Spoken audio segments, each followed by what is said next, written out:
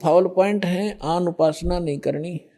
संसारिक व्यवहार के जो भी कार्य हैं जो भक्ति परमात्मा की मर्यादा को भंग करते हैं वो नहीं करने, और फिर आप सफल हो जाओगे। तो अभी थोड़ी सी कठिनाई आपको चल रही है, घर घर में विरोध चल रहा है। पति ने नाम ले लिया, पत्नी नहीं मानती, मैं तो सारी पूजा करूंगी, तो कैसे ऐसा क्या कर रहा है। पत्नी ने ले लिया तो पति दुखी करता है। तो धीरे धीरे ज्ञान से क्या होगा, ये ज्ञान ऐसा है कि आप घर पे चलाओगे और बच्चों पर भी असर करेगा। ना सुनेंगे तो भी कक्ष में सोए हुए व्यक्तियों पर भी ये वाणी असर करेगी, जैसे गारुड़ का मंत्र अचेत हुए उस सर्प के डसे हुए व्यक्ति पर, जो सुन भी नहीं रहा, समझ भी नहीं रहा, और उसके ऊपर भी वो मंत्र बोल बोल कर उसके विष को उतार कर सचेत कर देता है। और ये तो परमात्मा की वाणी सब सिद्ध है। ये तो अपने पशु पक्षियों के ऊपर भी ये वाणी जा रही है, उनको भी, उनके भी पाप डाउन हो रहे हैं। ठीक है, उनके पाप गणे हैं इसलिए पशु योनि मिली, तो वो पाप घटते रहेंगे। यदि किसी का कपड़ा ज़्यादा खराब हो गया है, मैल हो गया है, तो कई बार साबुन लगाने से स्वच्छ होगा, उज्जवल हो जाएगा।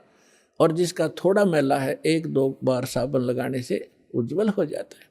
तो ये साबुन है, परमात्मा का जो ज्ञान है, सत्संग है, वचन है, ये साबुन और जल दोनों का काम करता है।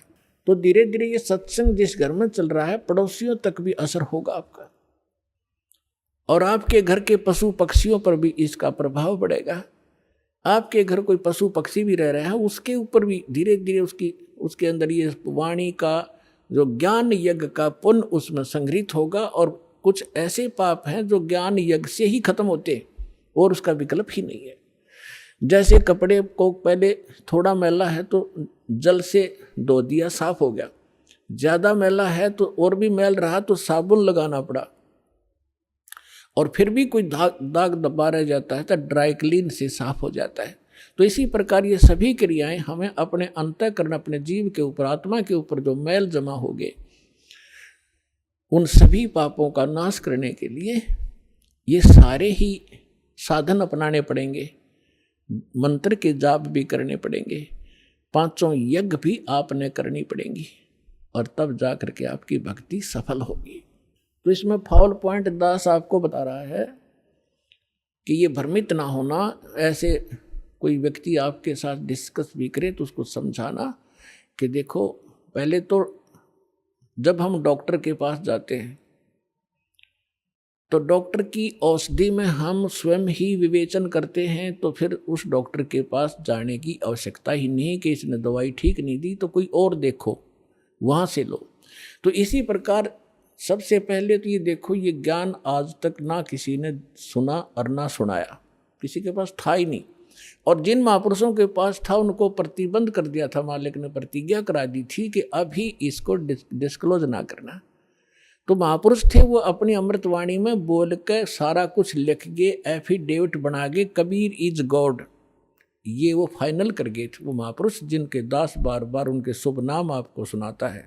और फिर हमारे सदग्रंथ उसी का प्रमाणित करते हैं कि कबीर इज गॉड। तो फिर ये क्लियर हो गया कि आज तक कोई हमें यही निर्णय नहीं करके बताया कि भगवान कौन है और कैसा है। अब जैसे रामकृष्ण को और विष्णु जी को, शंकर जी को भगवान मानने वाले, उनसे अगर हम पूछा करते थे कभी कि भगवान, वो कहता मैं समाधि लगाता हूँ, भगवान देखा आपने? भगवान दिखता थोड़ा ही है, वो तो निराकार है। और ये विष्णु ब्रह्मा जी की मूर्ति रख रखी, ये क्या फिर? तो हमारा निराधार ज्ञान था, बेसलेस था, हम डामाडोल थे, स्थिर नहीं थे। और इसी प्रकार ये राधा स्वामी किसी ने पूछ लो या किसी महर्षि ने पूछ लो, अभी तक जिनके विचार रहे हैं, परमात्मा तो निराकार है। साकार आता जब रामकृष्ण रूप बन जाता फिर निराकार हो जाता है। तो खाक ज्ञान था इनको। वेद बताते हैं कि वो परमात्मा सशरीर है, मनुष्य दृश्य है, ऊपर सिंहासन पर विराजमान है और उसके सिर पर मुकुट है। ये तो वेद बताते हैं, राजा की तरह बैठा है। और यही वो संत बताते हैं जिनको भगवान ने जिन आंखों देखा वहां पर। तो फिर इसमें कोई डाउट नहीं रहा कि हु इज गॉड और कैसा है वो भगवान। तो ये सारे कंसेप्ट क्लियर इस दास ने करे, आज तक किसी ने नहीं किए। तो इसी प्रकार इस साधना पर भी विश्वास करना, किसी से डगमग ना होना, क्योंकि काल ने अपने एजेंट छोड़ रखे हैं। वो अपने कर्म बिगाड़े हैं तो वो भी भगवान के बच्चे, पर भ्रमित हैं, उस काल से प्रेरित हैं। उनका दुर्भाग्य है कि वो अशुभ काम पर लगे हैं। तो दास की उन सभी संतों से भी प्रार्थना है कि वो भी भगवान के बच्चे हैं, और परमात्मा के बच्चों को मिसगाइड करके वो भगवान के दोषी हो रहे हैं। सबसे बड़ा अपराधी इस पृथ्वी पर यदि कोई प्राणी है जो गलत ज्ञान प्रचार करता है, वो भगवान का सबसे बड़ा अपराधी है। और आज देख लो, आज तक इस दास के अतिरिक्त या पहले महापुरुष रहे, उन्होंने जो ज्ञान दिया वो अपने सत्र का दे ही गए, उन्होंने आगे नहीं ये मंत्र वगैरह डिक्लेयर किए, वो बात अलग है। लेकिन वर्तमान में इस दास के अतिरिक्त सभी मिसगाइड किए बैठे ये संत, मंडलेश्वर, आचार्य और शंकराचार्य। तो ये अपराधी उस परमात्मा के, इनको चाहिए अपना भी कल्याण करावें और सच्चाई से अपने अनुयायियों को भी परिचित होने दें। इनका भी कल्याण हो जाएगा, समय आ गया, ये तो होगा ही होगा। ये कह देंगे तो इनका जो है बड़ी शाबाशी होगी, इनकी इज्जत रह जाएगी। और नहीं तो चलिए तो यहाँ आवेंगे, फिर ये अकेले बैठे रहेंगे वहाँ पर, रोए जाइए अपने कर्मा ने। आज कौन ऐसा मूर्ख है जो अपने जीवन को नाश करेगा जब पता लग जाए।